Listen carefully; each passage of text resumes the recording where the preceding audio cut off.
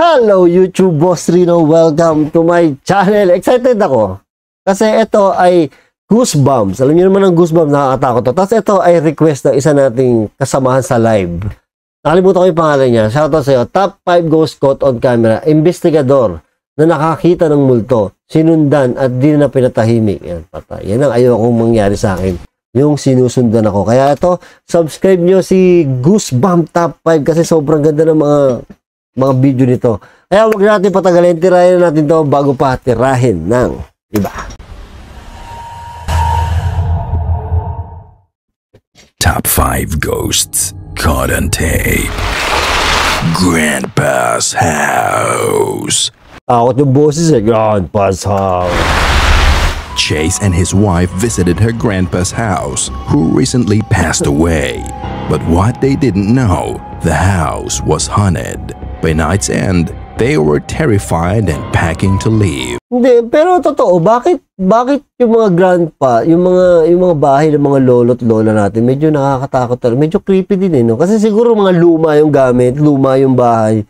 Lalo yung mga sinauna talagang, yung mga binanapan nila sa mga tatay-nanay nila. Nakakatakot ng creepy, no? You can see the horror on their faces that unfolded that night. A peaceful night of remembering spiraled into a nightmare. Doing? You okay? I don't know.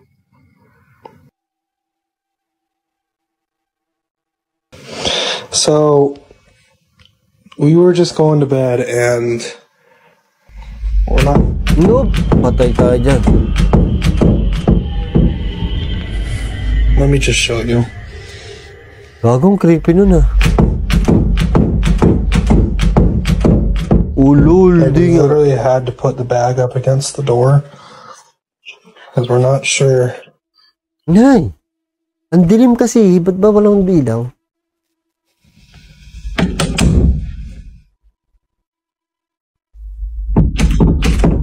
Oh my God. And like, we're literally just...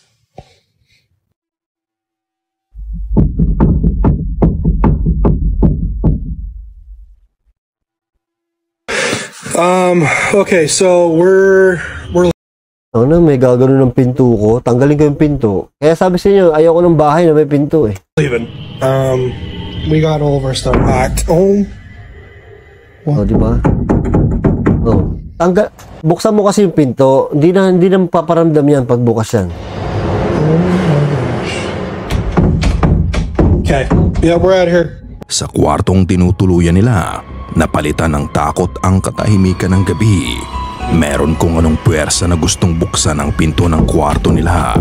Hindi lang simpleng pagkatok ang nangyari dahil makikita mo ang paggalaw ng pinto. Sa kaba ni Chase, iniharang pa niya ang kanyang bag sa ilalim ng pintuan at pagbukas niya nito, wala namang tao doon. Parang may nakatayo doon sa kabilang kwarto eh, tingnan nyo. Parang may nakatayo doon sa kabilang kwarto. Pagbuka ni Chase, iniharang pa niya ang kanyang bag sa ilalim ng pintuan at pagbukas niya nito.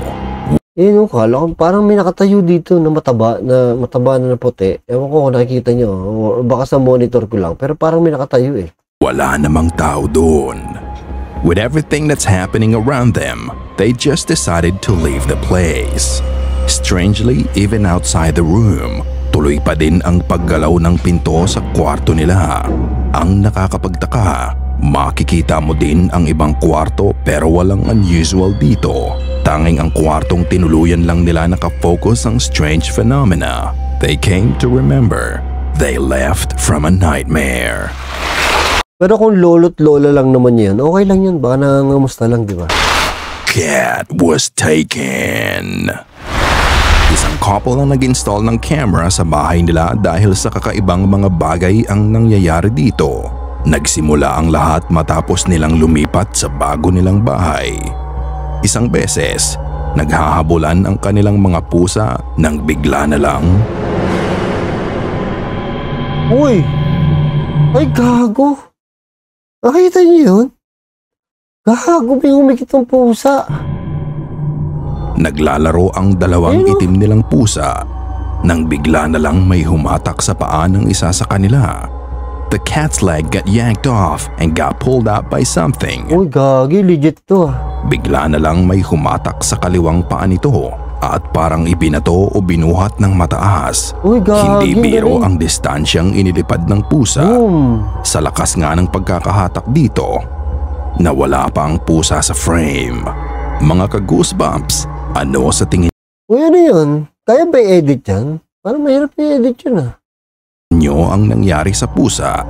Kayo na ang bahalang humusga. The Mga pusi talagang iitim, no? investigation.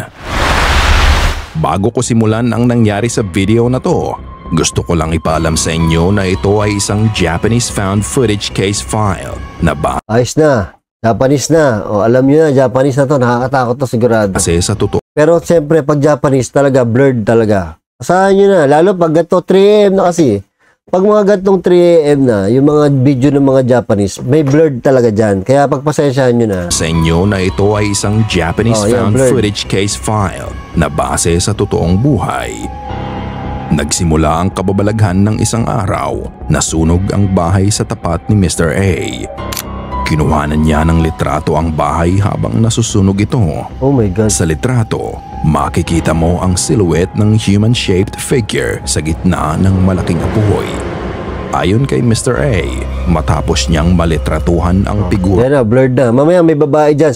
Sigurado ko blurred din yun. ito, dito na nagsimulang magkaroon ng mga hindi maipaliwanag na bagay ang nagaganap Kaya may kasama ng babae. Tinan nyo, may blurred dyan. sa loob ng kanilang pamamahay Babae ba yan? para pigilan ang Babae mga nga to. strange events Oh, na yan, to sa naka-blurred na yung babae. bahay. Naglagay siya ng omamori o Japanese charm na idinikit sa pader para itaboy ang negative energy. However, hindi nakatulong ang omamori sa kaso nila. Kalaunan dahil sa mga nightmare-inducing phenomena, Creepy. inabandona din nila ang bahay. Dito na pumasok ang psychic research team para imbestigahan ang ghostly manifestation sa bahay. Pinuntahan ng kanilang lead investigator, si Kyuchi, ang bahay isang gabi. Nagsimula siya sa pagse-setup ng camera at nag-ikot siya sa bahay. Tinanggal niya ang charms na nakadikit sa pader ng bahay. Huwag mo tanggalin, Isang tangay. pagkakamali na pinagsisihan niya sa Sabi ko na eh, huli. huwag mo tatanggalin yan, boy. Ay! Yung mga mga Japanese, ang gagaling din mag-investigation ng mga ng mga horror.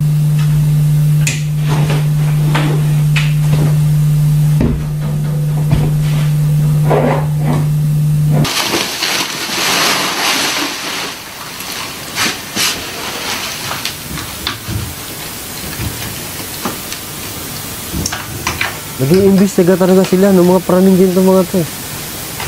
Talagang binibigyan mo. Huwag mo alisin yan, yun. Kaya nga nilagay yan dyan, pangontra yan.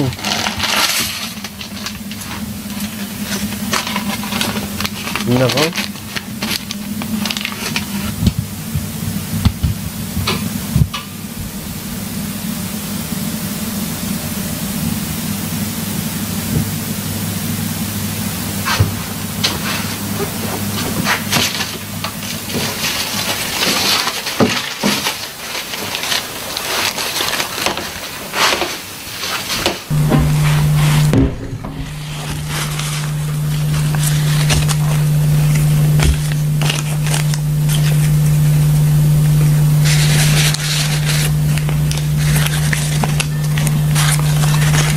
Sa mga oras na to, sandaling lumabas si Kyuchi sa bahay para i-report sa mga kasamahan niya ang mga nagaganap sa bahay. But unfortunately, no one was able to answer his call. Uy, ang creepy nung ang tahakot ko. Kala ko dito may nagsalita. Naka-headphone kasi ako eh. Tapos sa left side ko nagsalita yung babae. Sa lead earphone ko. Kaya akala ko meron dito eh. Kinabahan ako.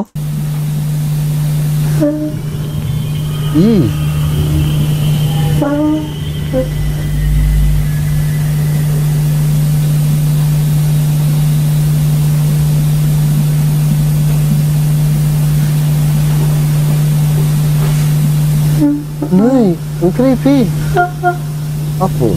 Ba't ganyan ang mga babae sa Japan? Ganyan sila ganyan yung sounds nila. Lalo pag madaling araw na, ganyan yung sounds ng mga Japanese na babae, no? Diba? Oo. Oo. Oo. Oh. Oh. Habang nasa labas siya, isang nakakakilabot na tinig ng babae ang rumehistro sa camera. Ngunit pagbalik niya, nawala din ang boses ng babae. Naisipan niyang kumain muna habang naghihintay sa kasama niya. Ang hindi niya alam, isang creepy apparition na pala ang nakuha ng camera niya.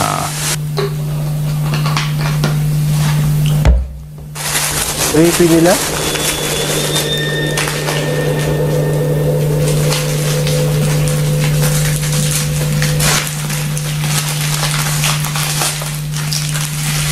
Uy, Isang puting ghostly face ang sumilip sa kanya.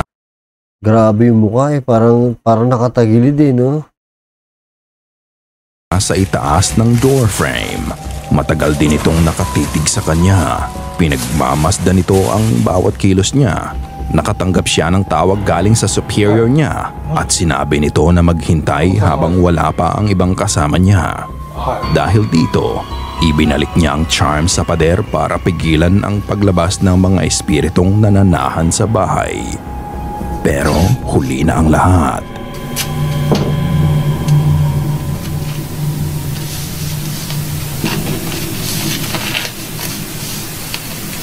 Ay, binalik mo pa. Ngayon mo pa binalik. Matapos nito ay narinig niya na tumunog ang doorbell. Kaya bumaba siya para tignan kung sino to. Pero paglabas niya, meron na pala siyang kasama.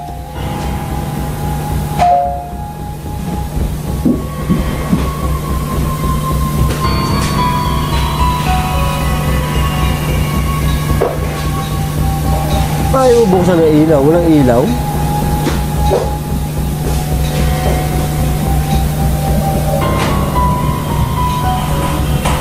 Tignan mabuti ang nangyari sa pagdaan niya. Hindi niya namalayan na isang puting figura ng katawan ng tao ang naglalakad na kasunod sa likod niya. Matapos noon, dahil wala pa ang mga kasama niya, napagpasyahan niya na mag-imbestiga ng mag-isa. At ito ang nangyari.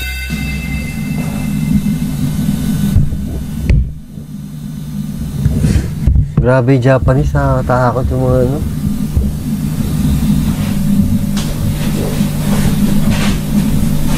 Nako.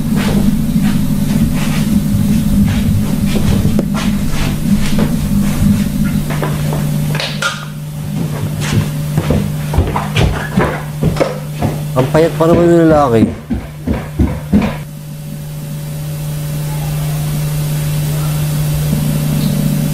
Ay, patay tayo dyan. Walang ilaw. Naku. For some reason, namatay ang battery ng daladala niyang ilaw.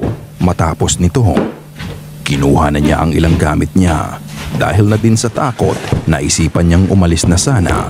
Ngunit nang kunin niya ang camera,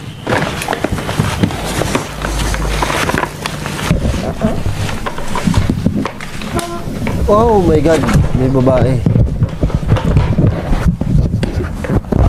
Noy! Parang may nakita ko. biglang lumitaw ang mukha ng isang lalaki sa mismong tabi niya. Oh my God. At matapos noon, 4 na dikit-dikit na mukha ang makikita sa camera. Maririnig mo pa ang takot na boses ni Kiyuchi bago na-cut ang video. Makalipas ang ilang araw, pinuntahan ng isa sa mga kasamahan nila si Kiyuchi para tanungin sa kanyang investigasyon. Pumayag lang siyang magpa-interview basta hindi bubuksan ang ilaw sa bahay niya. Oh my God. Malaki ang pinagbago ni Kiyuchi. Halos tulala na lang siya habang ini-interview at masasabi mong wala na siya sa tamang katinuan. Sa kalagitnaan ng interview, napadukdok na lang siya sa sahig at bigla na lang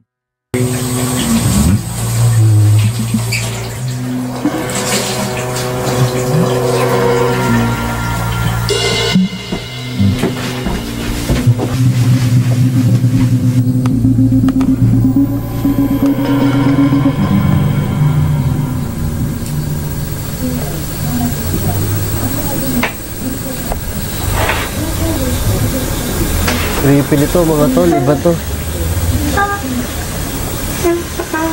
Creepy nung ano, boses ng babae.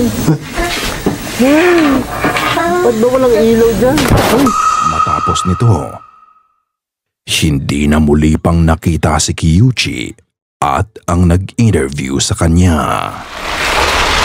Valak. gago, nakakata. Ba't ganun? Alam niyo, napakasimple yung video, pero ang creepy nung dating. Diba? Yung mga camera niya nakatayo lang, oh, tapos gumagalaw-galaw lang siya ng ganun, pero sobrang creepy nung dating nung pagkakagawa ng video or yung pagkuha ng video. Ang galing eh. Sa video na to, makikita natin ang alleged possession ng masamang espiritu sa 15-year-old na dalagita sa Mexico.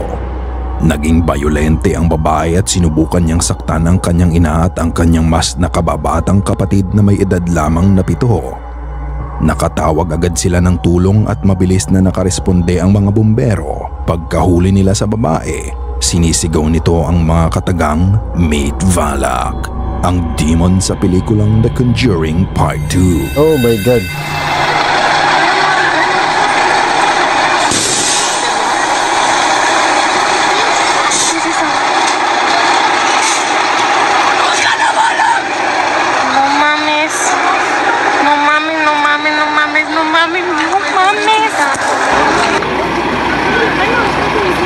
Totoo to eh. Totoo to yung mga ganito, yung mga sapi-sapi. Totoo to eh.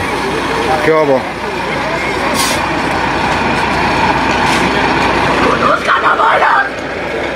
Nang akayin nila ang babae palabas, kakaiba na ang itsura nito. Her face turned gray and Oh my her eyes God. black and hollow.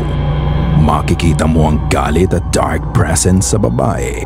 Yung mga ganyan, paano yung ipapaliwanag? Yung mga sapi-sapi. May mga marami naman nakuha ng camera na ganyan. Kahit dati hindi pa uso yung cellphone, di ba? Dami ng mga sa bali-balita, yung mga sinasapi sa school. Paano mo i-explain yun? Hindi naman pwedeng nababaliw.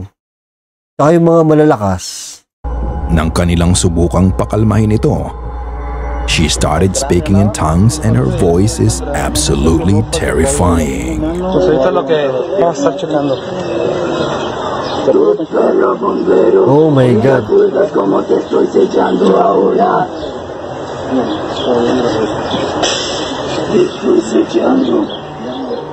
Kapansin-pansin na malalim at garalgal na ang boses niya. May sinasambit itong mga salita na hindi maintindihan. Unfortunately, walang naging update tungkol sa sitwasyon ng babae. Hindi natin alam kung kinailangan ba siyang dalhin sa pare para gawan ng eksorsismo.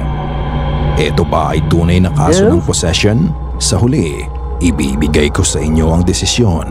Ikaw na ang bahalang humusga. Yung mga boses na gano'n, legit yun. No, nakakapanood na ako ng ganyan eh, live. Last full show. Ito maganda, last full show. Ito mga gusto ko.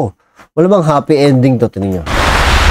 Nanonood lang ang magkaibigan sa sinehan isang gabi, pero ang hindi nila alam na ang theater pala na ito ay haunted. Pinuntahan ni na Alexis ang haunted theater sa Cinepolis Nuevo, Mexicali. At pagpatak ng gabi, kapag halos tahimik na ang lobby at wala nang gaanong tao, sinasabing mga ligaw na kaluluwa na ang pumupuno dito. Bandang 11:00 ng gabi pagkatapos nilang manood ng pelikula, nagbanyo muna ang magkakaibigan. Naunang matapos si Alexis kaya naghintay siya sa lobby. Habang naghihintay, ang horror na sa pelikula lang niya nakita, mangyayari na pala mismo sa kanya. Oh my God.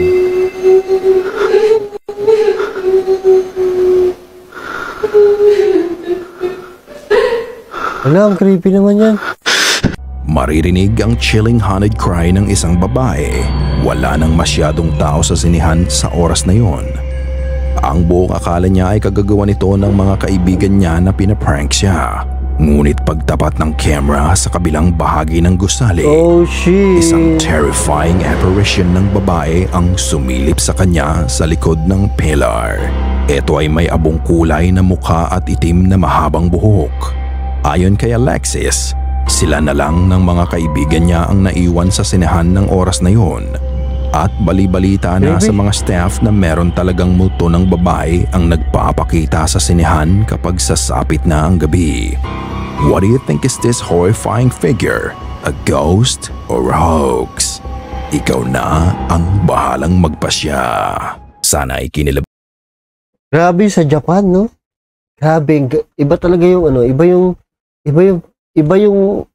ano ba tawag doon? Iba yung dating nung video nung pag Japan. Iba yung atake nila sa mga video nila. Diba? Or nasa utak lang natin na pag sa Japan is creepy. Legit. Parang ganun, no? Minsan nasa utak lang din natin, diba? So, yun! Thank you sa panonood, ha? At saka, subscribe nyo ang Goosebumps Top 5. So, see you next video.